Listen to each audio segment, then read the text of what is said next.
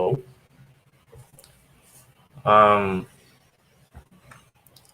Good morning, everybody, and welcome to day 2 of the International Symposium on Innovation and Technology. I am Lucas Silva. I'm a member of the robotics team of SIINTEC, and I'm going to start today's activities by introducing the next lecture. This session is going to be broadcast by YouTube, so the audience may ask questions in the chat, which we'll try to answer as many as possible in the remaining time by the end of the lecture. And now let me briefly introduce the speaker. Professor Dr. Frank Kirchner is executive director of the German Research Center for Artificial Intelligence, the DFKI. And he is in charge of the research department, Robotics Innovation Center, with more than 100 employees. Since 2002, he holds the chair of robotics at the Faculty of Mathematics and Computer Science at the University of Bremen. Dr. Frank Kirchner is one of the leading experts in the field of biologically inspired behavior and motion sequences of highly redundant, multifunctional robot systems. And in addition, he supervises a variety of doctoral theses. He's a regular reviewer for a number of international scientific journals and conferences, and is the author of more than 350 publications in the field of robotics and artificial intelligence. In 2013, under Kirchner's leadership and following the model of the DFKI, the Brazilian Institute of Robotics was founded based at SIINTEC, where Dr. Kirchner was the scientific director during the development phase. There he was awarded an honorary doctorate in 2017 for his achievements in the fields of robotics and artificial intelligence. On behalf of the SIINTEC committee, I would like to welcome Professor Kirchner and thank him for his time in being here with us, providing a great contribution to the scientific and technological discussion in our symposium. Professor Kirchner, thank you very much, and I hope everybody enjoyed his lecture, and now I pass the word to him. Yeah, thank you very much. I hope you can see my screen. Is that okay? And hear my voice? Yes, we do. Okay, good. Yeah, so thank you for the introduction. Actually, it was a great pleasure all the time working with you guys in Brazil and starting the Brazilian Institute of Robotics, which is actually becoming a success story over the last couple of years.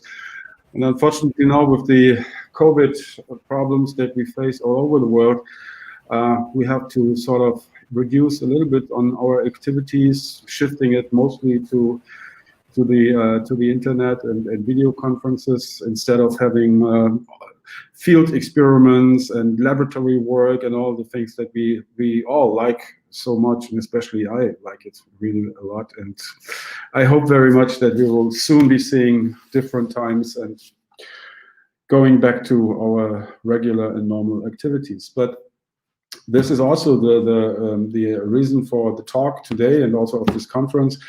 What is the role and what is artificial intelligence in post-COVID science? And therefore, today I would like to focus my talk a little bit on man-machine interaction and how artificial intelligence can actually enable this kind of activities, these interactions between humans and intelligent machines, which might, of course, be a solution to some of the problems that we're currently facing with the COVID pandemic.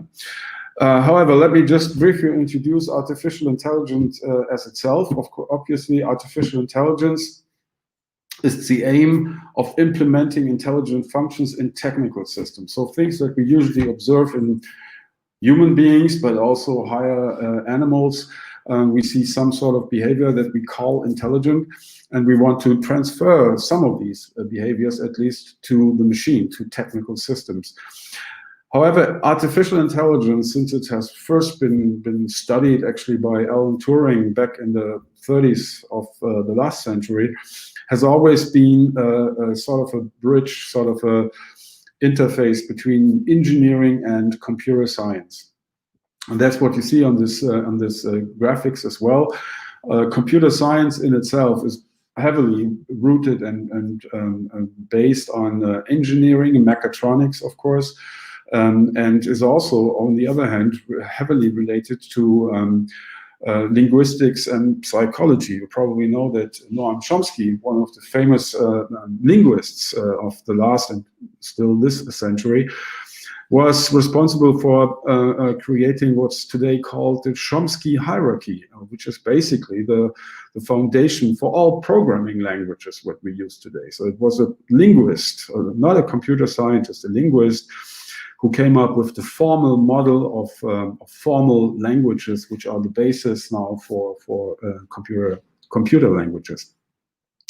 And psychology, neuroscience, biology always played a big role, and this is where cognitive science came into play. So we have this part of the wet cognitive science that actually looking into the brain, trying to find out what part of the brain is responsible for what kind of action. And then there's the more formal type of cognitive science, which is the guys that are trying to model the things that the wet guys, learn about how the brain actually works, and bring it into computer models, of course. And that created basically the artificial intelligence, which you can call the core, actually the heart of computer science, right? The computer science is always dealing with computable functions, which means with all the things in the world that we can somehow compute, where we can come up with a mathematical formalism to compute the result. That's basically computer science. And the big question always was, can this border actually of what is computable extended to an extent that would also include at least some of those problems, of those tasks that we think belongs to the field of artificial or of intelligence. So some of the things that we observe in humans and other biological beings. So having said that, we have in the DFKI also the idea not just to study these problems on the basic level, but we want to bring them also into application. Here's some of the applications that we are looking into very heavily, which is one, space robotics, but on the other hand also underwater robotics. Both these fields, space and underwater robotics, are basically domains where we do have very little interaction between technical systems and human beings, which as a result means, of course, that the technical systems themselves have to incorporate at least some of the intelligent functions of the intelligent behavior that humans would bring to the scene. So, for example, if you have an underwater robot here in this picture, you can see one that we have built together with the BIR in SIINTEC in Bahia. This system, when it finds, for example, a pipeline and follows the pipeline, it has to have some of the intelligent functionality that we would usually associate to a human being. So we have a high demand for artificial intelligence.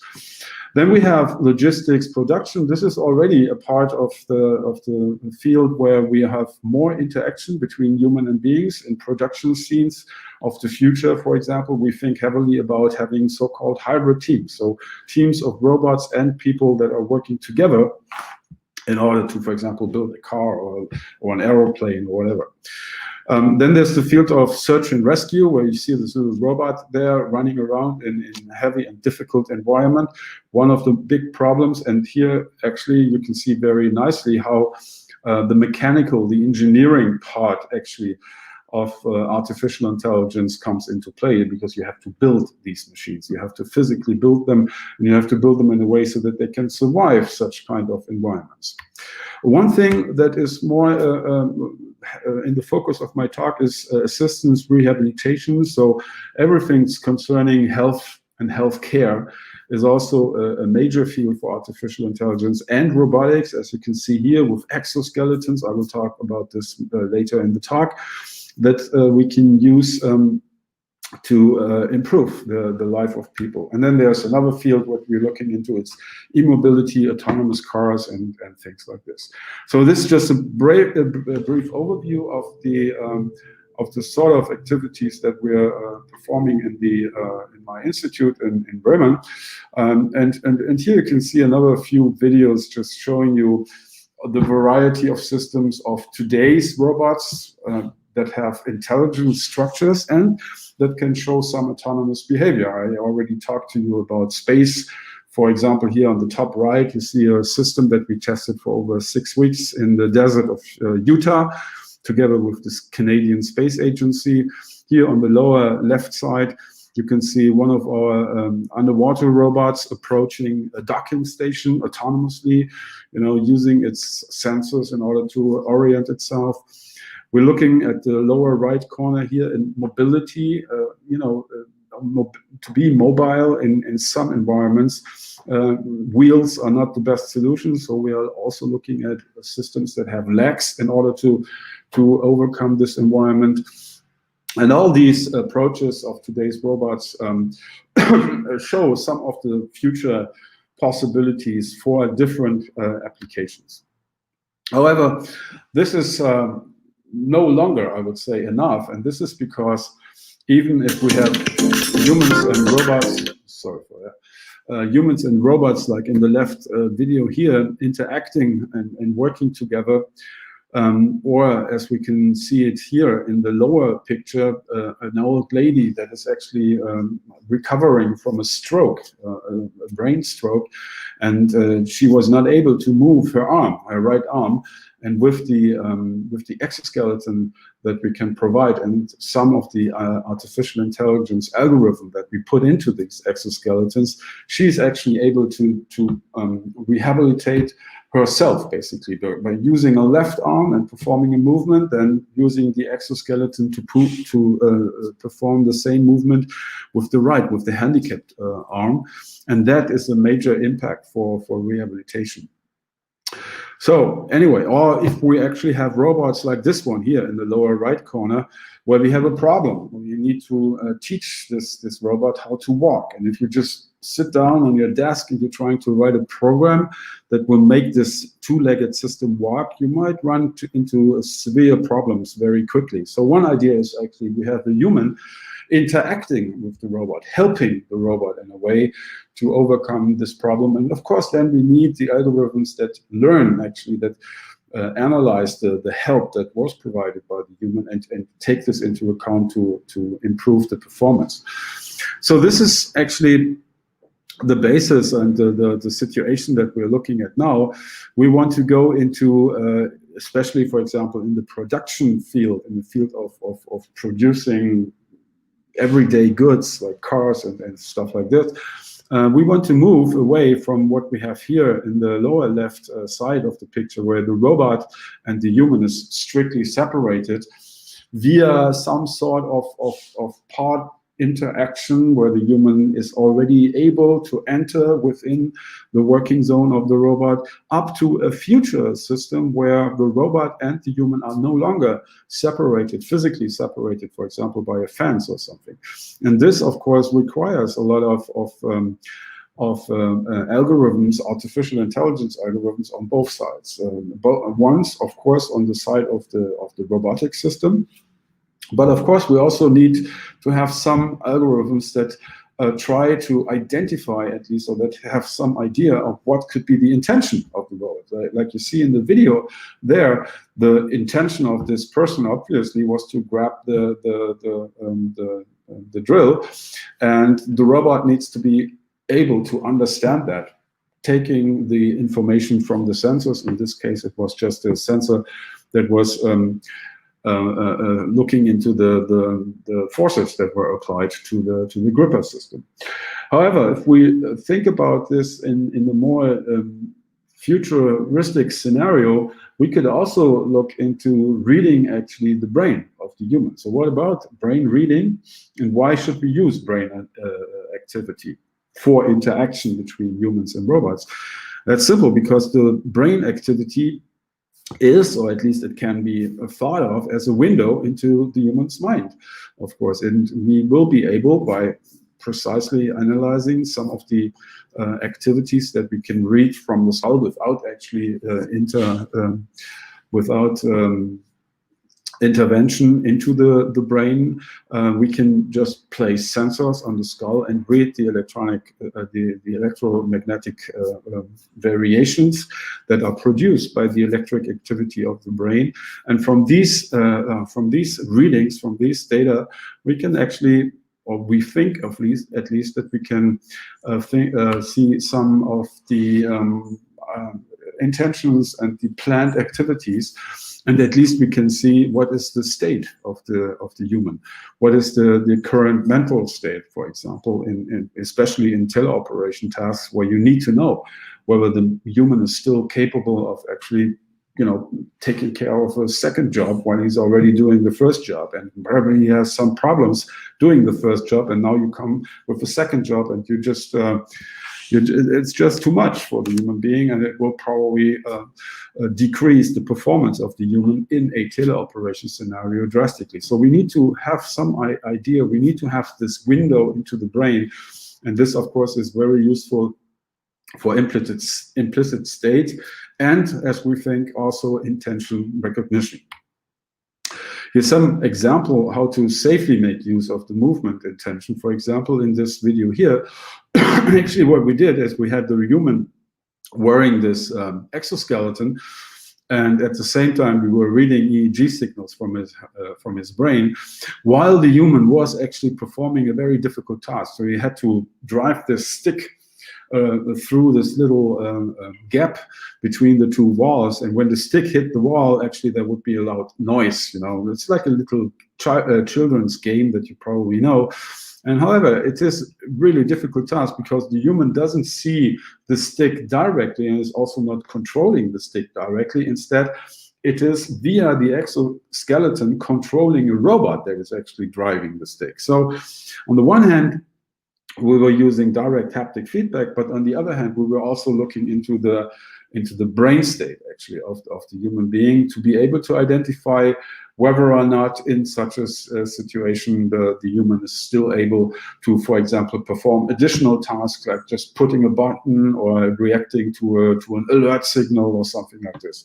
So some of the stuff that you see here now moving through the screen is actually what's called the lateral readiness potential, which is a potential that you can see in the brain when the brain starts to plan a movement. So in this situation, the person plans to lift the right arm where the exoskeleton is located, and we can see this. You can see this blue line here. This is the brain activity, or actually this is our prediction about what and when the actual action is going to take place. This is exactly here in this left line, and we can use this signal, we can use this information to speed up and to start up, to power up the exoskeleton, so that at the time when the human actually starts the lifting operation, the exoskeleton already is ready. You don't have to ramp up the motors, you don't have to ramp up the sensors or something like this. It's because we can read the brain signal. We know that the person is going to move its arm in the next, say, 100 milliseconds or so, and then we can prepare for everything, and that just basically gives the human a much better interaction capability, much better, much more precise, and much less stressful also for the human being in such a task, in such a situation. And we did a study on that actually shows that in this task we could drastically improve the performance of people, even untrained people that have never been wearing an exoskeleton before. Other ways, of course, I already talked about this a little bit before, is therapy. So one really important thing, I think, where we can use interaction and where we can use robotics, exoskeletons, and artificial intelligence is in stroke therapy. So here we have a video that I already showed you a little bit in the beginning. This old lady who is actually recovering from a stroke, which disabled her right arm. And in this experiment, we used the exoskeleton that we have in several running modes performance of the exoskeleton. Right here, it's only gravity compensation, so the lady doesn't have to lift or carry the weight of the exoskeleton itself. The exoskeleton is actually carrying its own weight. We call this gravity compensation, right? So that the lady has a very comfortable feeling in her right arm, which is not capable anyway to do any performances. And there you see the therapist, actually, just as a regular therapist, doing what she usually does. She's actually taking the arm of the lady and just moving the arm, which is basically what the therapy is all about. You know, you take the disabled extremity, in this case the right arm, and you move it, and by moving it, you're creating efferent signals that are going to the spinal cord and to the brain. And there, the hope of the therapy is actually that these efferents will increase and help to recover some of the functionality and maybe to transfer this functionality to different brain regions. Now, the idea of these exoskeletons is that we use the therapist as well. But after some time, the system, the exoskeleton, can actually perform the movements and the kind of teaching the lady to move the arm by itself. So we do no longer need the human physical therapist, but instead the lady can just go home, take the exoskeleton with her, sit on her sofa, watch TV, and at the same time do some rehabilitation movements, which of course will drastically increase the possibilities and the success of any rehabilitation, because the more often you do it, the more frequent you do it, the more precisely you do it, the better the possibilities for rehabilitation actually are.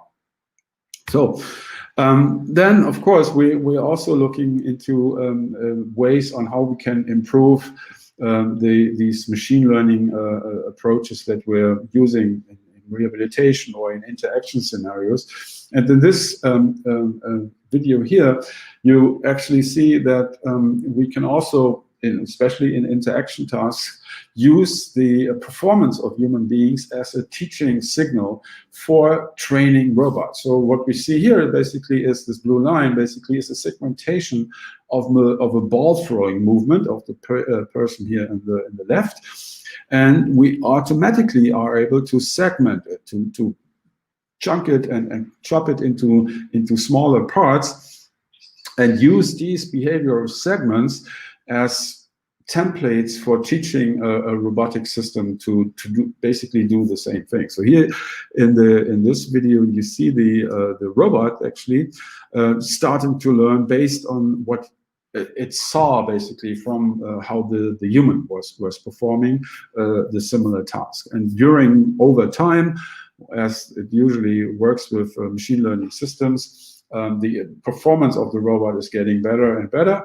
So you see, this is where we want to go. The first hit was here, the second hit was here, now he hit here, and so forth. Then he will be hitting this place. And after some time, and we applied a reinforcement learning scenario here, you can actually see that the system actually could make use and very quickly, very in brackets, quickly compared to what you would usually expect, because we had the human as a teacher, we had the human as an example, and with this automatic segmentation process and using the segments for pre-training of the robot's behavior, we could drastically increase the performance of the learning algorithm, which is another way and another approach on how we can use artificial intelligence for interaction between humans and systems. One other thing that I would like to talk to you today is actually how can we make use of even deeper signals in the human brain. So imagine a situation where the human is actually observing the robot performing a certain task, like in this laboratory scenario here.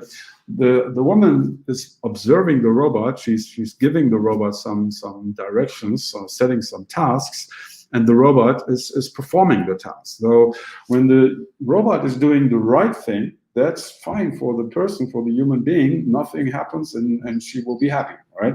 However, if the robot is performing the wrong thing, if it's doing something, misunderstood the command or whatever, or performed the behavior in a slightly strange way, let's say, then we can see in the brain a signal that's called the error potential. So this error potential happens without the human's active interference. So this error potential is a signal that's created relatively deep in the brain. So you cannot control it. You cannot just press it or something. It will happen. It will occur whenever you see something is going wrong. And we're using this error signal that's created implicitly by the human being as a feedback to the robot. And what's the advantage of it? So the advantage is very simple, that in actual future robot-human interaction scenarios, you don't want to tell the robot every time there was a mistake, every time the robot did something wrong, that the robot did something wrong. Just imagine how many errors you would have to correct all the time. The result would be, just imagine it would be in a factory setting where you want to produce a car and you have to correct your robot all the time. You will very quickly just take the robot and throw it in the bin, right? So we can use this signal here as an implicit feedback to the robot. So without the human actually explicitly having to watch the robot, having to correct the robot, having to say something to the robot or give whatever other signal to the robot can use this internally generated signal and improve on its own behavior. Actually, we did this one. I think we were actually the first group in the world to use this. We called it intrinsic interactive reinforcement learning, and that was published in Nature in 2017. Actually, we're now working on follow-up articles on this subject. So I think for the last couple of slides, I was trying to give you some examples on how artificial intelligence and robotics can help actually after COVID.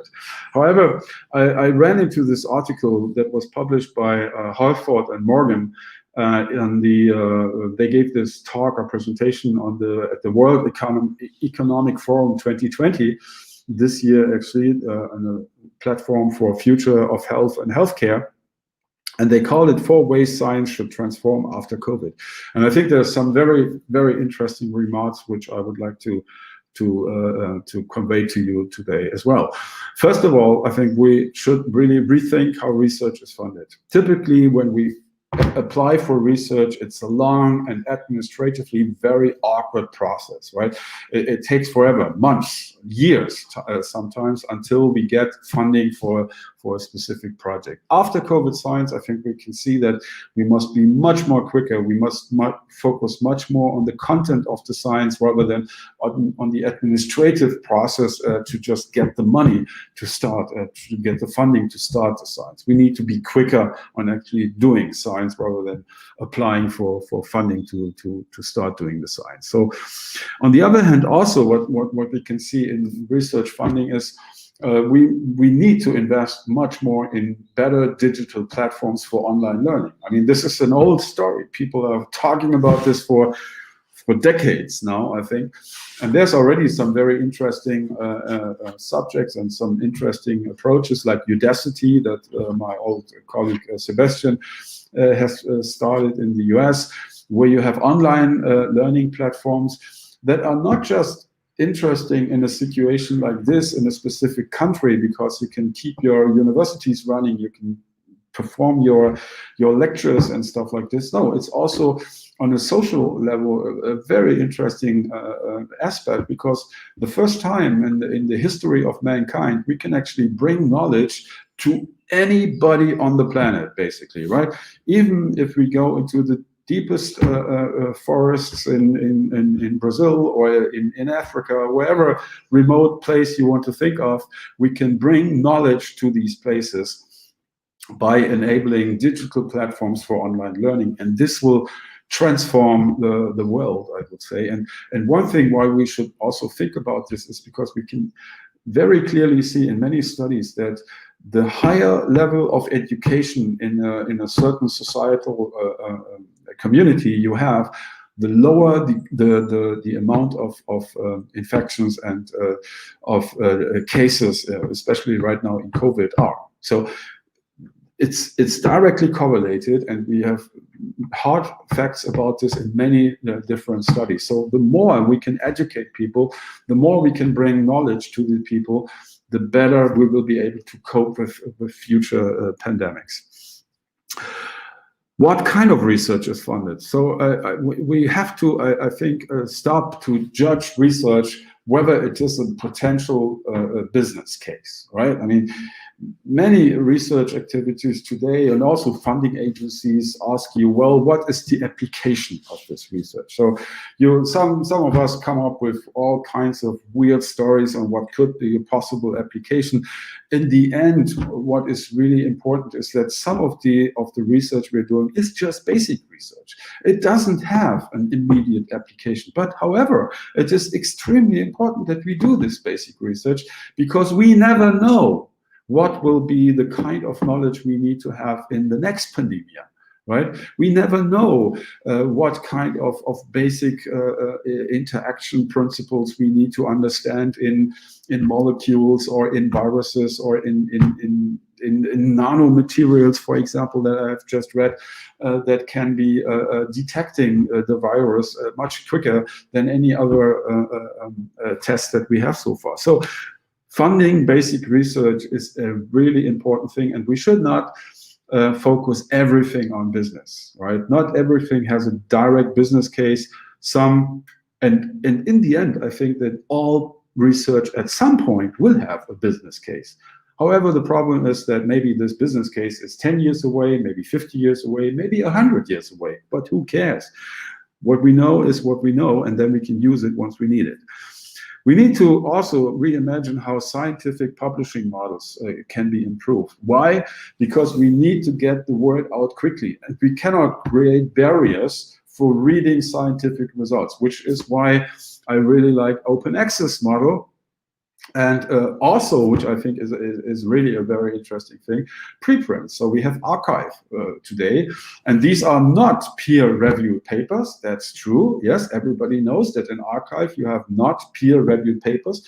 But what's the beauty about things like archive is that you can issue something very quickly, and it reaches the scientific community, and people can react to it. Other scientists can read it and can immediately react to it. So you do not have to go through a process of review and things that in some journals take months or sometimes years even before some of the important scientific results are published. Extremely important also right now, we see it with the COVID research on possible immunization substances.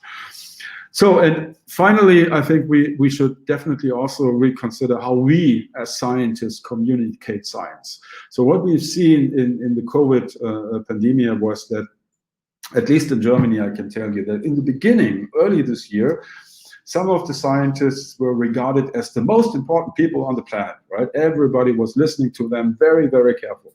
And they were just scientists, and they were saying what they think is the current understanding of the situation, and people were actually very focused on this.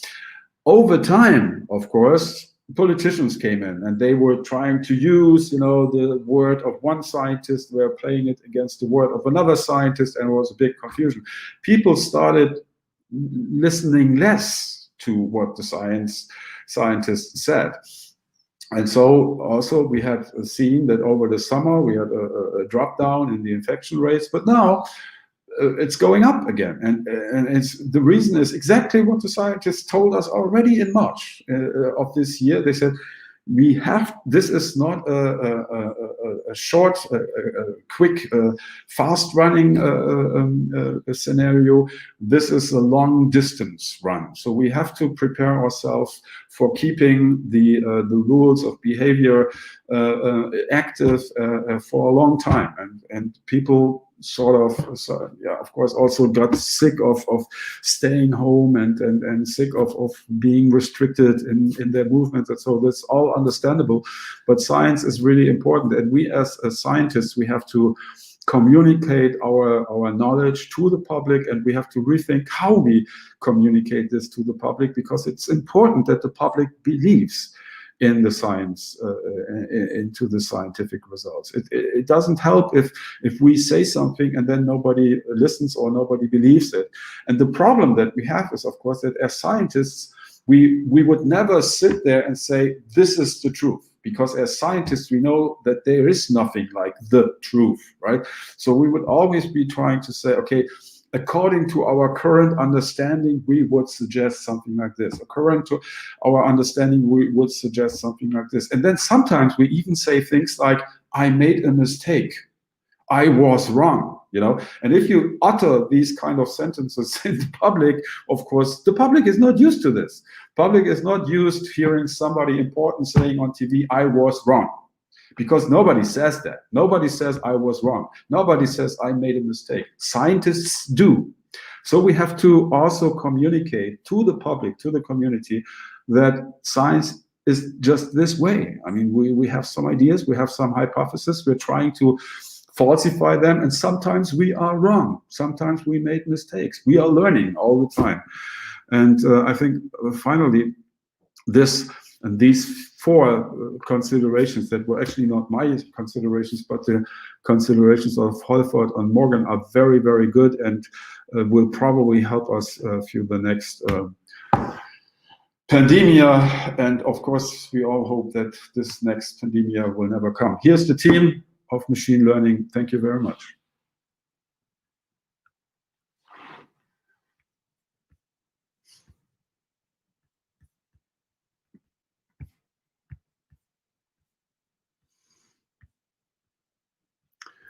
I don't know if there's any questions, or I cannot. Thank you, Professor Kirchner. This was really an enriching experience on human-machine interaction and COVID actions, science actions on COVID. I personally believe that only science will lead us out of this COVID maze, and your lecture was absolutely brilliant at this point. And now we are going to the questions session. I will forward you some questions that we have that occurred during the lecture, and we have a question from Daniel Mota. Hi, Daniel. Yeah, hi, Daniel. Professor Frank, did you watch the Social Dilemma? That movie from Netflix. What are your thoughts about that? Do you think that artificial intelligence can somehow identify and avoid fake news? And my extension of this question is, as you say, bad input generates bad output. At some point, do you believe that artificial intelligence algorithm will be able to identify bad input? Yes, to some extent, I think we can do this if we restrict it to certain domains. You know, if we restrict it, for example, to some repairing cars, let's say. All right, okay. If we repair cars, and we just restrict it to this domain, and somebody comes around with some strange idea about how to fix a carburetor, then I'm pretty sure we could generate a system that could tell you, no, this is never going to work, right?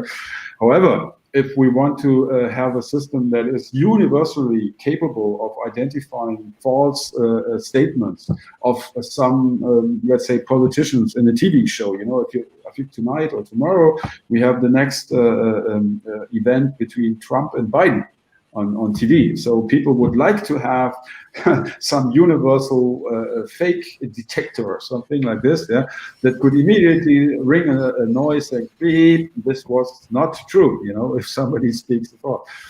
I think this is really difficult to do. And not even humans would be able to do this. We would have to go back and check in the internet or check in the library whether what this person just said was actually true or not. But as long as we restrict it to certain domains, I think we could probably be pretty good doing this. Yeah. Okay, thank you. I have a question for myself, and as a robotics researcher, and I would like to hear your thoughts on robotics and COVID. What are your thoughts on how robotics will act in this post-COVID scenario? We've seen human-machine interface, and maybe it's something like that, maybe something that way. Yeah. Yes, of course. I mean, there's a lot of things where I think I was also sort of angry a little bit in the last couple of months, because some applications of robotics, artificial intelligence and robotics, I was proposing for a long time. One example is a robot that is an agricultural robot that is going out on the field in order to pick fruits, for example, right, from or vegetables. You know, strawberries is a big issue. Asparagus is another big issue in Germany. And in the beginning of this year, which is the asparagus time, for example, and everybody in Germany likes asparagus, we had the lockdown. And the problem is that today, the German population is no longer picking the asparagus themselves. So basically, you find nobody in Germany who would be working out on the fields, you know, picking asparagus. So what happens is we have people coming in from other places in the world, mostly Eastern Europe, just for the asparagus season to pick the asparagus. Right now, with the lockdown, these people couldn't come in. So the asparagus was already in the ground, and it was growing, and it needed to be picked. Right. So it was a big dilemma, because the Germans had no asparagus, because nobody was picking the asparagus. So we had some calls, and some people actually thought, okay, now we have to do it. We have to do it ourselves. We had a lot of students that were freelancing to go on the field and pick the asparagus. But as a matter of fact, we were looking into ways on how robotics could be used, you know, to have an autonomous robot that is driving around the field, actually picking the asparagus plants with tactile sensors. You need to have very haptic information in order to pick the asparagus in the right way, where you can easily ruin it if you do it the wrong way. But this is a very nice example, and I was proposing something like this for a long time, but as I said in my last slide, nobody wanted to fund it. You know, people said it's useless because we have all these people from East Europe and they are only €5 an hour, and your robot is $1 million. So why should we buy your robot, right? If you have these cheap labor coming into the country. So now we had the lockdown, and it would have been great if we had these robots, and in the end, it would pay. It would definitely pay off to have these kind of robots.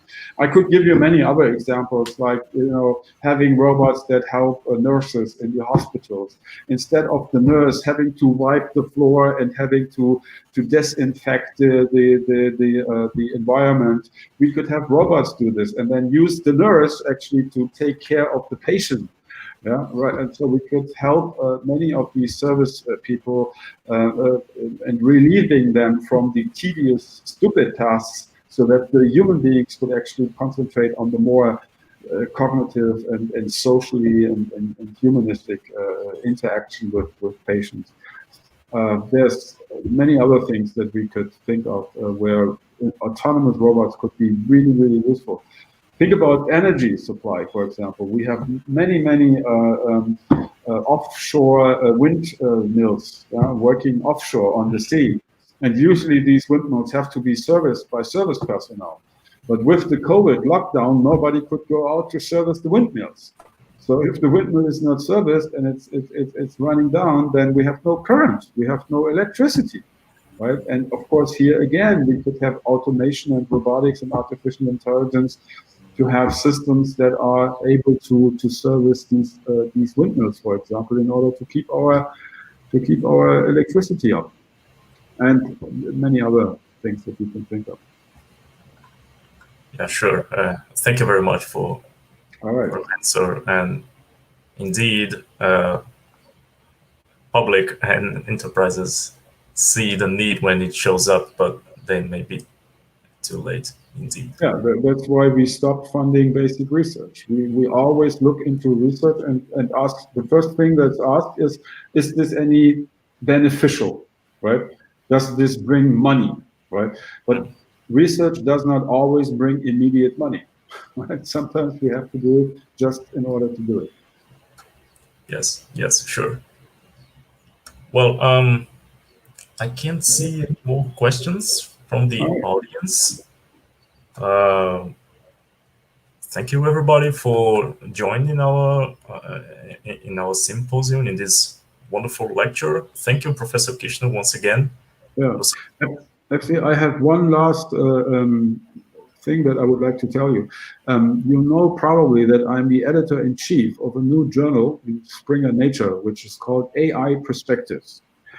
And in AI Perspectives, actually, we are just planning to set up a new special issue on post-COVID science. So I wanted to propose to the organizers of this conference, of this workshop, whether they think it's a good idea to invite some of the speakers that have presented yesterday and will present today to publish their speeches, their lectures in our journal. This would definitely be a much greater audience for many people to say, and I think this conference is a really, really very useful conference. So I would offer, I would like to offer to you to think about this and contact me if you want to do it. Perfect. That's a really nice opportunity. This will certainly be relayed to the symposium committee and we'll reach you. That's a nice opportunity. Thank you. Thank you. Thank you. Thank you, Professor. And thank you, everybody. We will continue with day 2 of the SIINTEC in a session at 10:30 with our technical school. Thank you, everybody. Good morning. Thank you, Professor, once again. And it was a real pleasure to host your lecture. Thank you. Bye-bye. Bye.